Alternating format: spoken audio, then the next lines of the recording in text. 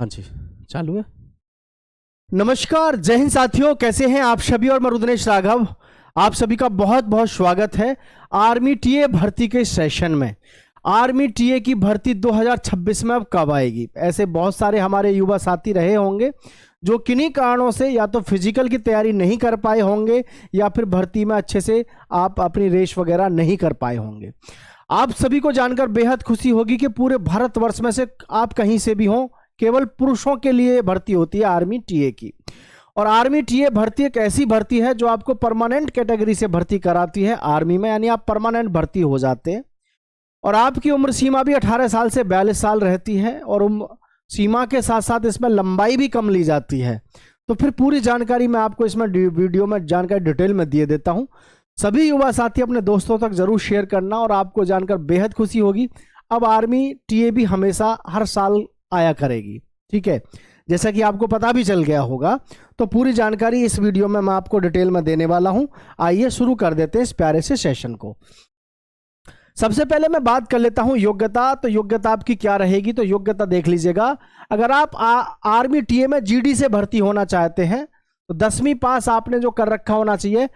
45% व प्रत्येक विषय में 33% आपके होने चाहिए, दिमाग में बैठा लेना। 10वीं पास आप होने चाहिए, 45% आपके टोटल मिला के होने चाहिए, प्लस किसी भी विषय में आप फेल नहीं होने चाहिए, मतलब 33% कम से कम चाहिए, तो ही आप इसमें जो है भर्ती देख सकते हैं, अन्यथा भर्ती नहीं देख सकते हैं। ठीक है जी। क्लर्क के लिए, तो भाई क्लर्क के लिए आप देख सकते हो 12वीं किसी भी स्ट्रीम से आपने कर रखी है, लेकिन 60% आपका होना चाहिए और प्रत्येक विषय में कम से कम 50% होने चाहिए, यानी कि 60% आपके सारे अंकों को मिलाकर होने चाहिए 12वीं क्लास में, प्लस किसी भी विषय में 50% से कम नहीं होने चाहिए, तो ही आप क्लर्क बन सकते हैं। ठीक है। सोल्जर, ट्रेडमैन, ट्रेड्स और सपोर्ट स्टाफ, यानी कि जो सोल्जर स्टाफ है उसके लिए, स्टाफ अधिकांश ट्रेडमैन पदों के लिए 10वीं पास आप होने चाहिए, प्रत्येक विषय में 33% होने चाहिए। समझ रहे हैं? जो ट्रेड्समैन होते हैं, ट्रेड्समैन सपोर्ट्स होते हैं, स्टाफ होते हैं, प्रतिवर्ष प्रत्येक विषय में कम से कम 33% होने चाहिए, 10वीं पास आप होने चाहिए। इसमें 45% का होना जरूरी नहीं है, बस आप प्रत्येक विषय में पास होने चाहिए, फेल ना होने चाहिए। ट्रेडमैन मेस में जो स्टाफ होता है के लिए 8वीं पास मात्र आपका होना चाहिए, मात्र 8वीं पास, जिससे आप भर्ती देख सकते हैं। ठीक है। यहां मैं बात करूं लंबाई की, तो भाई लंबाई आपकी कितनी है? मात्र 160 सेंटीमीटर। कितनी? मात्र 160 सेंटीमीटर है। और उम्र सीमा जो होनी चाहिए आपकी 18 साल से लेकर के, मैं इसको यहाँ थोड़ा सा कलर को चेंज कर देता हूं ताकि आपको समझ में आए। लंबाई आपकी 160 सेंटीमीटर होनी चाहिए मात्र, है ना। और उम्र सीमा की मैं बात करूं तो भाई आपकी जो उम्र सीमा है दोस्तों, वो कितनी होनी चाहिए? 18 से लेकर के 42 वर्ष आपकी उम्र सीमा होनी चाहिए, 18 से 42 साल। यही एक ऐसा विकल्प है उन युवाओं के पास में जो हार थक जाते हैं, सपना पूरा नहीं हो पाता आर्मी में जाने का, तो वो आर्मी टीए से भर्ती हो सकते हैं। और भाई इनकी 18 से 42 साल इनकी उम्र होती है। भर्ती देखने का आपका तरीका क्या होता है, इस चीज को देखिएगा, सिलेक्शन प्रोसेस को समझिएगा, भर्ती कब है इस बात को भी समझिएगा। भर्ती देखने का तरीका आपका ये होता है कि आपके पास में अपने पूरे डॉक्यूमेंट्स होने चाहिए ओरिजिनल, आपके साथ में आपके पास में ओरिजिनल डॉक्यूमेंट्स होने चाहिए। ओरिजिनल डॉक्यूमेंट्स आपके पास में होने चाहिए। 10वीं व 12वीं जिससे आप भर्ती देख रहे हैं कि आपके कागज होने चाहिए, आपका आधार कार्ड होना चाहिए, ठीक है, आपके पास में आपका मूल निवास होना चाहिए, आपके पास में आपका चरित्र प्रमाण पत्र होना चाहिए, ठीक है। फिर आपके पास में आपका पुलिस वेरिफिकेशन कई बार मांगा जाता है और कई बार नहीं मांगा जाता है, ठीक है। फिर आपका 10वीं हो गया, आधार कार्ड हो गया, मूल निवास, चरित्र प्रमाण पत्र, पुलिस वेरिफिकेशन। अगर आप जब भर्ती देखने जा रहे हैं तो ध्यान रखना, आपका जो रोजगार रोजगार एक्सचेंज ऑफिस होता है, वहां से आपके पास में प्रमाण पत्र होना चाहिए, रोजगार प्रमाण पत्र होना चाहिए कि आप किसी रोजगार में लिप्त नहीं हैं।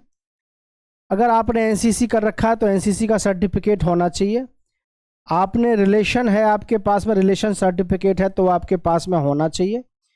अगर आपके पास में किसी भी प्रकार की कोई स्पोर्ट्स एक्टिविटीज में कभी हिस्सा लिया और आपके पास कोई बड़ा आपके पास में सर्टिफिकेट है तो वो आपके पास होना चाहिए, है ना। फायदा क्या मिलता है क्या नहीं मिलता है वो बाद की चीज़ है, जो आपके पास योग्यता है उसको आपको लेके जाना चाहिए। अच्छा, भर्ती कैसे देखने का तरीका। देखो, भर्ती देखने का तरीका मैं आप सभी को यहाँ पर बताना चाहूँगा। जो आपका भर्ती देखने का तरीका होता है इसमें वो क्या होता है, ठीक है। भर्ती देखने का तरीका जो होता है साथियों, इसमें मैं आप सभी को बताना चाहूँगा, खुली भर्ती होती है, ठीक है। क्या होती है, ये खुली भर्ती होती है,